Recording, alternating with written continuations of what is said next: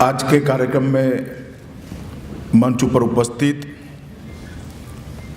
Karnataka Bharatiya Janata party के अध्यक्ष, कर्नाटक के भूतपूर्व और अब होने वाले मुख्यमंत्री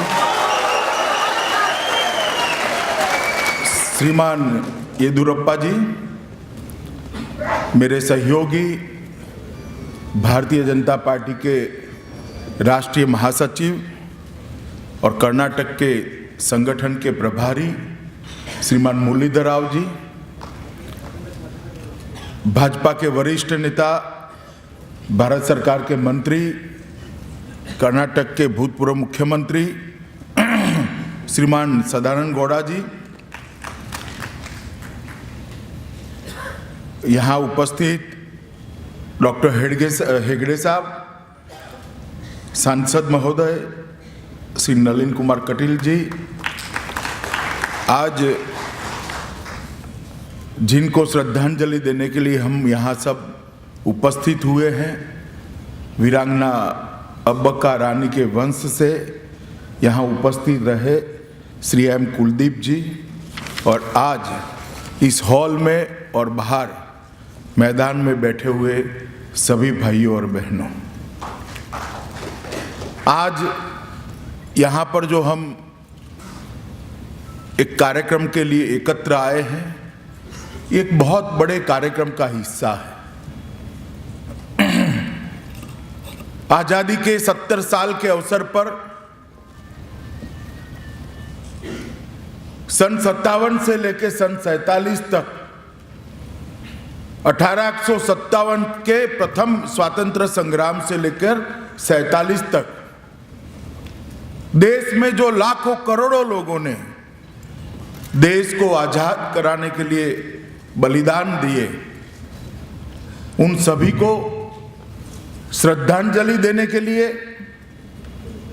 उनके जीवन में से, उनके सिद्धांतों में से, उनकी कर्मठता में से नई पीढ़ी प्रेरणा प्राप्त कर सके और इसके आधार पर नई पीढ़ी को एक स्मरण करा सके कि लक्षावधि लोगों के बलिदान के बाद इस देश को आजादी मिली है। ये आजादी कोई कीमत बगैर नहीं मिली है। इसके लिए देश के प्रधानमंत्री जी ने, नरेंद्र मोदी जी ने एक तिरंगा यात्रा का आह्वान देश के सामने रखा और भारतीय जनता पार्टी ने भी तिरंगा यात्रा करने के लिए उसके आयोजन में सहयोगी होने की भूमिका लगी। 15 अगस्त से 23 अगस्त तक देश भर में कई स्थानों पर जाने अनजाने, नामी गुमनामी, कई शहीदों के स्थानों पर जाकर जनता, अलग अलग पॉलिटिकल पार्टी के नेता, राज्य सरकार, केंद्र सरकार, सब जाकर वो शहीदों को श्रद्धांजलि देंगे और उनके स्मरण को नई पीढ़ी के सामने रखेंगे। और मित्रों, मैं मानता हूं कि देश भर में जो कार्यक्रम हुआ है वो केवल एक रिचुअल नहीं बनेगा, उसके माध्यम से देश की नई पीढ़ी को देश के लिए जीने की एक प्रेरणा मिलेगी।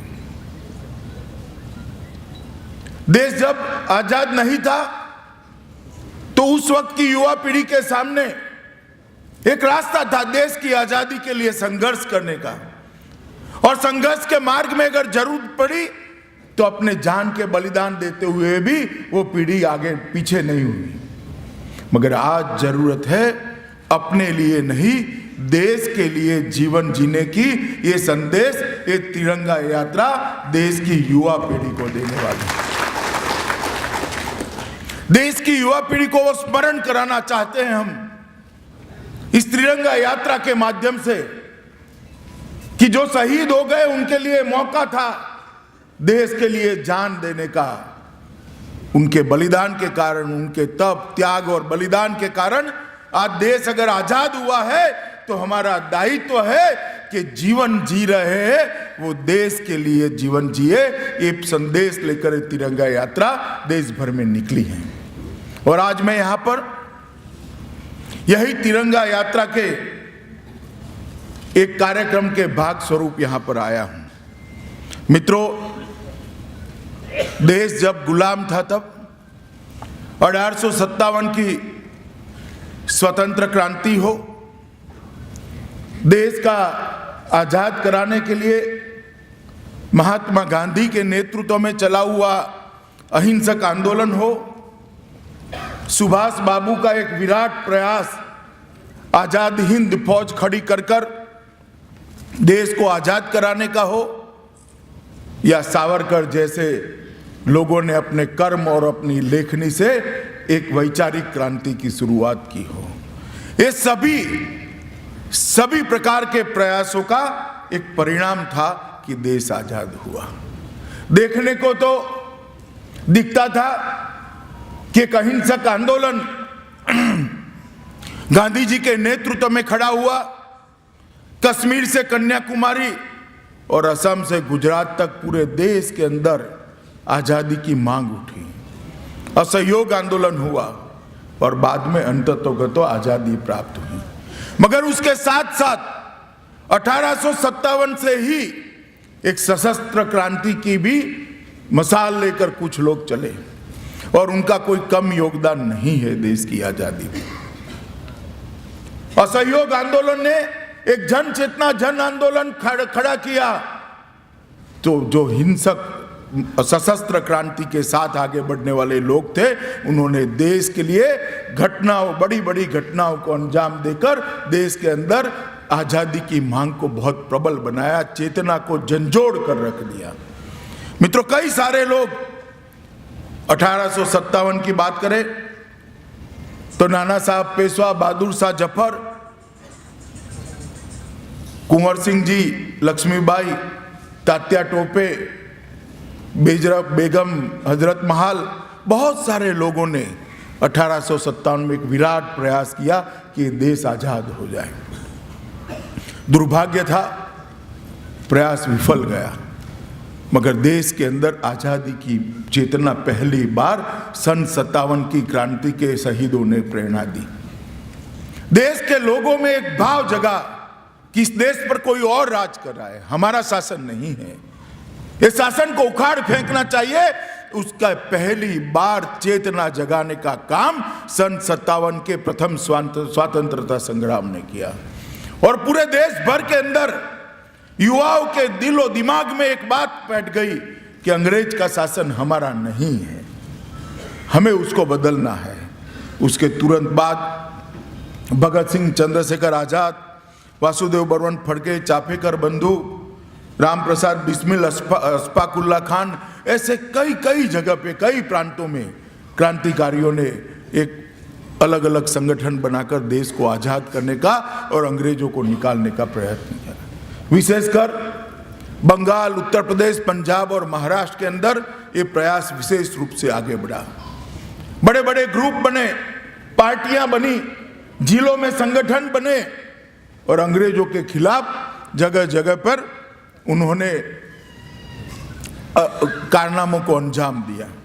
उसके परिणाम स्वरूप हर एक घटना चेतना जागरूक करती थी। जलियांवाला बाग की घटना हो, काकोरी कांड हो, या भगत सिंह ने पार्लियामेंट के अंदर किया हुआ बम विस्फोट हो, इस देश की जनता के कानों के अंदर वो बम विस्फोटों की गूंज ने एक वातावरण निर्मित किया, हृदय को, चेतना को, बुद्धि को झंझोड़ कर रख दिया और सब लोग लग पड़े देश की आजादी के आंदोलन में। महात्मा गांधी, सरदार पटेल, उसके पहले तिलक और गोखले, जवाहरलाल नेहरू, इस सब के नेतृत्व में कांग्रेस पार्टी की एक आंदोलन की गतिविधि हुई है और असहयोग आंदोलन हुआ और देश आजाद बना। मित्रों, देश को जब आजाद करने के लिए संघर्ष कर रहे थे तब एक ही खेवना थी कि इस देश पर हमारा खुद का राज है, हमारे लोग इस देश पर राज करें, विदेशियों को निकाल देना। मगर जब संविधान बनाने की शुरुआत हुई तब कन्हैयालाल मुंशी ने आजादी की व्याख्या को बहुत अच्छे तरह से डिफाइन किया था। आजादी क्यों और क्या, क्यों आजादी? तो उन्होंने कहा था कि एक ऐसा राष्ट्र जो सार्वभौमत्व को सुरक्षित रखते हुए देश की सीमाओं की रक्षा कर सके, एक ऐसा राष्ट्र जिसका देश के दुनिया के अंदर सम्मान हो, पूरी दुनिया उसको सम्मान के दृष्टि से देखे, एक ऐसा राष्ट्र जो समृद्ध हो, संस्कृत हो, इसकी संस्कृति का पूरी दुनिया के अंदर सम्मान हो, और एक ऐसा राज्य जो राम राज्य की कल्पना के अनुसार कल्याण राज्य, वेलफेयर स्टेट की रचना कर पाए, समाज के अंतिम व्यक्ति तक समृद्धि और अच्छा जीवन पहुंचाने का प्रयास करे। ये चार उद्देश्यों के लिए स्वतंत्रता की कल्पना कन्हैयालाल मुंशी ने इसकी व्याख्या की थी। मैं मानता हूं, और ये चारों चीजों को ध्यान में रखकर हमारा संविधान बनाया गया है। संविधान के अंदर हमने बहुपक्षीय लोकतांत्रिक व्यवस्था और संसदीय व्यवस्था स्वीकार की है। संसद के दोनों सदनों को अधिकार दिया है देश को चलाने का, देश के फैसले करने का, मगर उसका मध्य बिंदु संविधान ने तय कर दिया है। उसका मध्य बिंदु तय कर दिया है कि एक सुरक्षित राष्ट्र का निर्माण हो, एक समृद्ध और संस्कृत राष्ट्र का निर्माण हो, एक दुनिया में जिसका सम्मान हो ऐसे राष्ट्र का निर्माण हो, और गांधी जी की राम राज्य की कल्पना को चरितार्थ करने वाला एक वेलफेयर स्टेट हो, जिसमें गरीब से गरीब व्यक्ति को सम्मान पूर्वक 2 वक्त की रोजी रोटी मिल पाए, इस प्रकार की व्यवस्था हो। ये चार आशयों को लेकर हमारा संविधान बना, और आज सरकारों का दायित्व है, चाहे वो राज्य सरकारें हो या केंद्र की सरकार हो, उसका दायित्व है कि जिस चीज के लिए, जिस स्वतंत्रता के लिए, जिस संविधान निर्माण के लिए और संविधान के माध्यम से स्वदेशी राज के लिए हजारों लाखों हुतात्माओं ने अपने प्राणों की बलि दी है, उसको चरितार्थ हम करें। और आज मुझे कहते हुए बड़ा हर्ष है कि नरेंद्र मोदी सरकार इस चारों चीजों को अपने काम का केंद्र बिंदु बनाकर काम कर रही है। नरेंद्र भाई ने चुनाव के पहले ही एक सूत्र दिया था कि भारतीय जनता पार्टी की सरकार अगर बनती है तो यह सरकार सबका साथ, सबका विकास में भरोसा करेगी, सबको साथ लेकर देश का विकास करेगी, और इसी के आधार पर आज देश प्रगति के पंथ पर आगे बढ़ चुका है। मुझे कहने में कोई झिझक नहीं है मित्रों, 10 साल पहले हमारे नरेंद्र भाई के प्रधानमंत्री बनने के पहले 10 साल दुनिया देश को अलग दृष्टि से देखती थी। अटल जी जब प्रधानमंत्री बने तो पूरी दुनिया कहती थी 21वीं सदी भारत की सदी होगी, और 10 साल के शासन में स्थिति ऐसी आ गई कि लोग कहने लगे भारत की विकास की गाथा समाप्त हो गई है। मगर आज नरेंद्र मोदी जी के शासन में 2.5 साल में पूरी दुनिया देख रही है कि 21वीं सदी हिंदुस्तान की सदी बनने वाली है, और दिखाई पड़ता है दुनिया भर के लोग भारत के साथ व्यापार करने के लिए, रिश्ता बनाने के लिए लालायित है।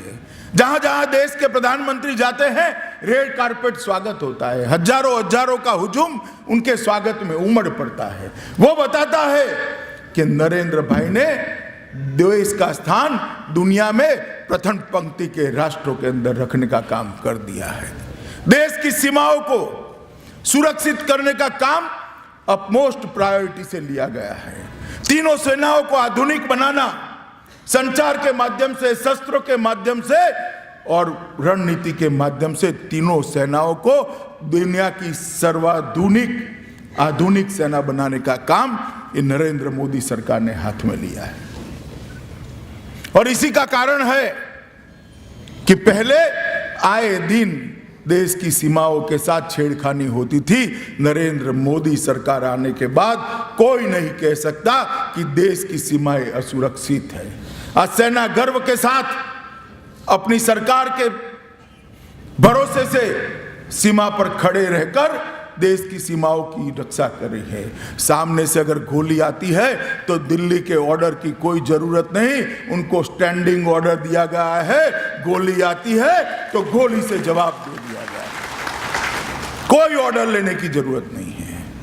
हम नहीं चाहते किसी के साथ संघर्ष हो, मगर कोई हमारी सीमाओं का सम्मान नहीं करेगा, अतिक्रमण नहीं करेगा तो उसका जवाब तुरंत ही दे दिया जाएगा।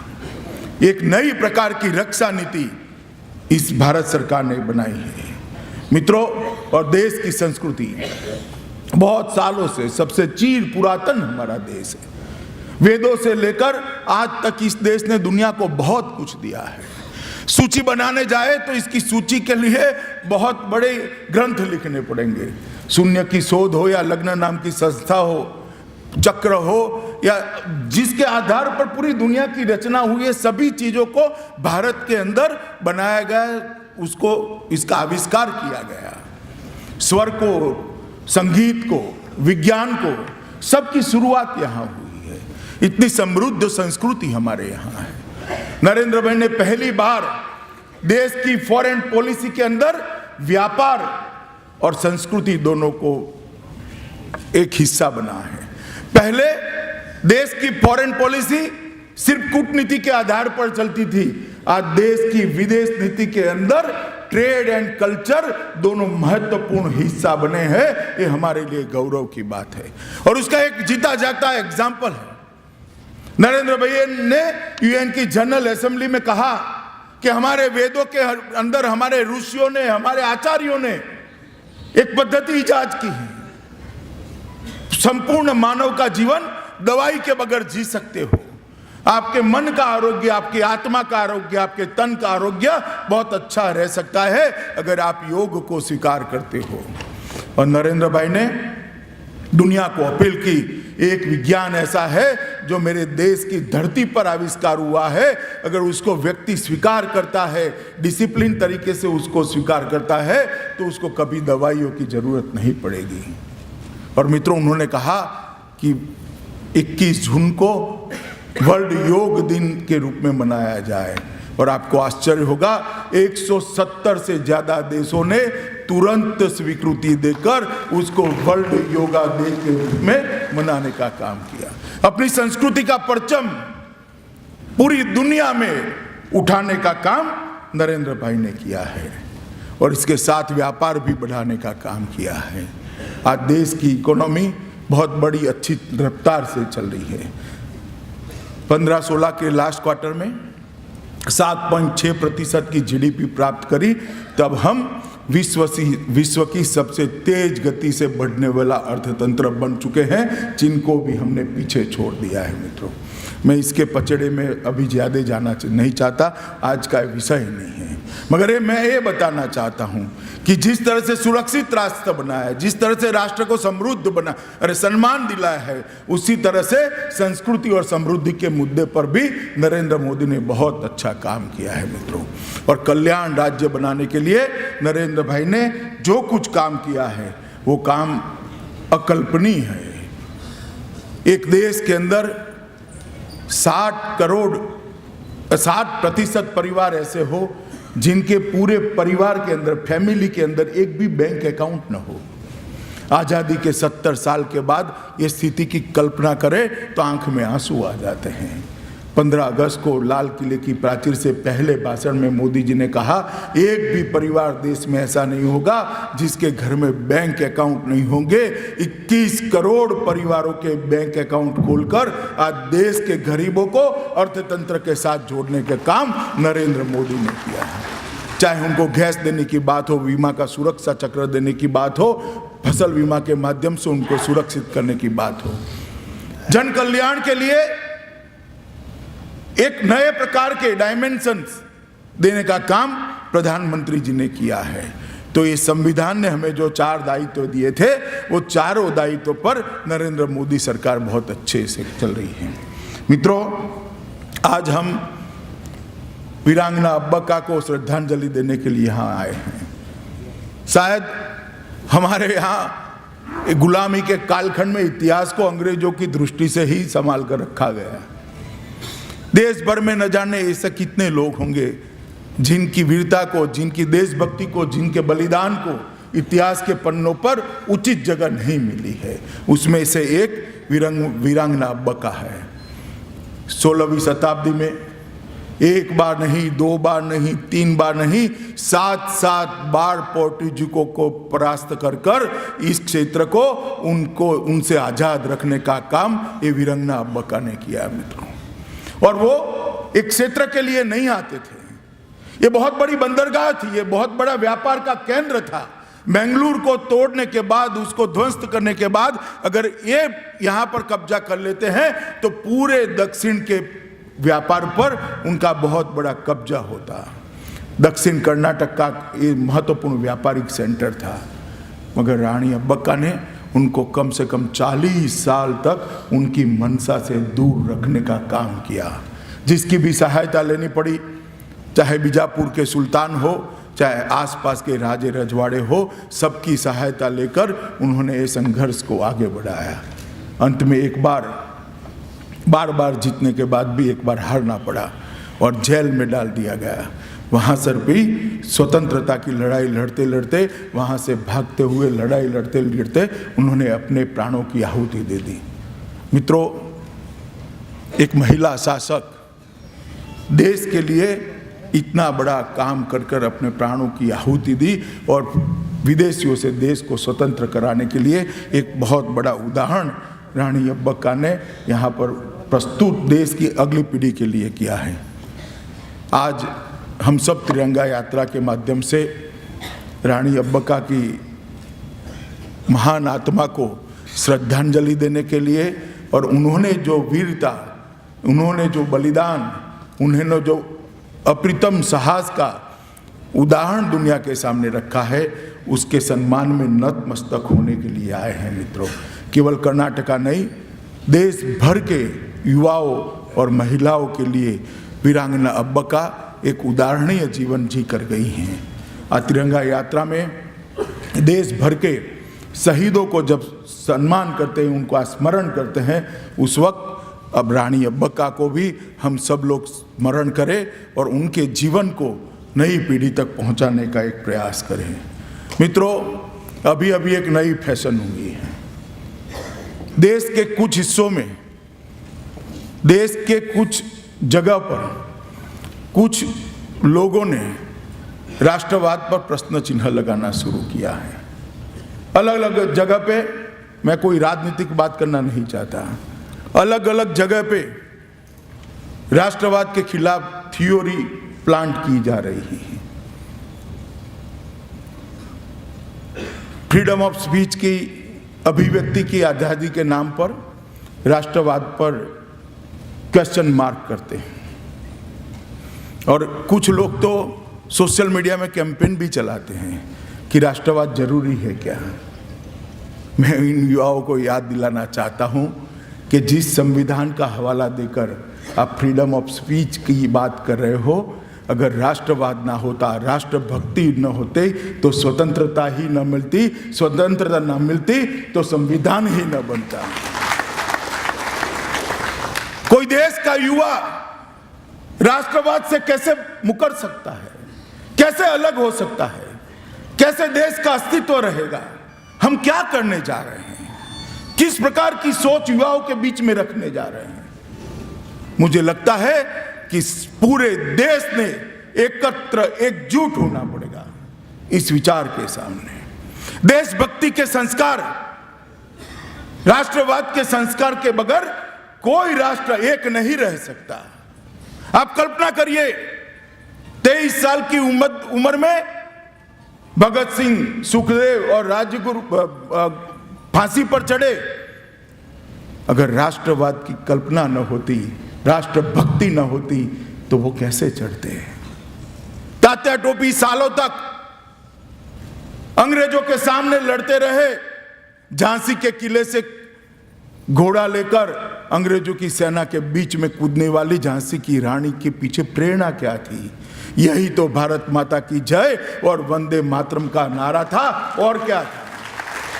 इस पर सवाल लगा रहे हैं। मुझे बड़ा दुख होता है। मैं तो देश के युवाओं को अपील करना चाहता हूं, मित्रों, अपने इतिहास को अच्छे से पढ़िए। अपने इतिहास को पढ़ोगे तो मालूम पड़ेगा कि केरल से लेकर उत्तुंग हिमालय तक और असम से लेकर गुजरात के सीमाओं तक कितने कितने बलिदान जब लोगों ने दिए, कितने युवाओं ने फांसी पर चढ़े, तब उनके मुंह पर एक ही नारा था, भारत माता की जय और वंदे मातरम, और कोई नारा ना था।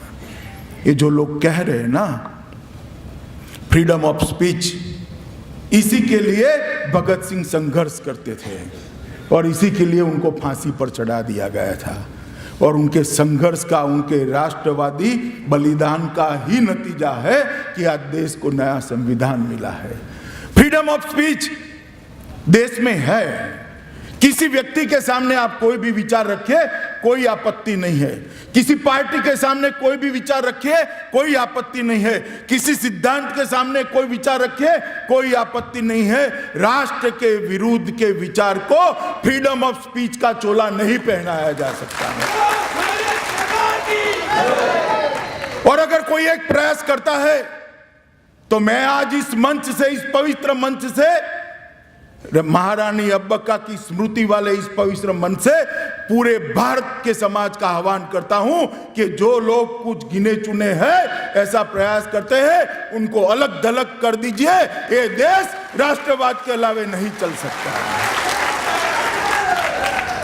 और मित्रों, युवाओं ने अगर प्रेरणा लेनी है तो ये नारा लगाने वाले एनजीओ से नहीं ले सकते। शहीद भगत सिंह और वासुदेव बलवंत फड़के से प्रेरणा ले सकते हैं। भारत का युवा महात्मा गांधी से प्रेरणा ले सकता है, सुभाष बोस से प्रेरणा ले सकता है। युवाओं के प्रेरणा स्थान वहीं पर है। और मुझे भरोसा है भारत की युवानी पर, मुझे भरोसा है भारत के युवा पर। राष्ट्रभक्ति को हम हमारे समाज का एक अभिन्न अंग बनाकर रखें, एक महत्वपूर्ण संस्कार बनाकर रखेंगे। तो आज इस कार्यक्रम के आयोजन पर जब हम सब रानी अब्बका को श्रद्धांजलि देने आए हैं, उस वक्त पूरे देश में रानी अब्बका को प्रतिनिधि मानकर, वो वीरांगना को प्रतिनिधि मानकर नामी अनामी बहुत सारे शहीद, लाखों लोगों ने जो शहीदगी का जज्बा दिखाया है, जो बलिदान दिया है, अपने जीवन का, अपने जीवन का बलिदान दिया है, वो सबको आज हम सब मन से श्रद्धांजलि दें। और आज इस मौके पर देश के जब आज़ादी के 70 साल हो रहे हैं, उस मौके पर अपने आप को फिर से एक बार देश के लिए पुनः समर्पित करने का संकल्प करके जाए। यही अभ्यर्थना के साथ मेरी बात समाप्त करता हूं। भारत माता की। जरा जोर से बोलिए। जो लोग विवाद कर रहे हैं उनको जवाब मिलना चाहिए। जोर से बोलिए, भारत माता की, भारत माता की, वंदे मातरम।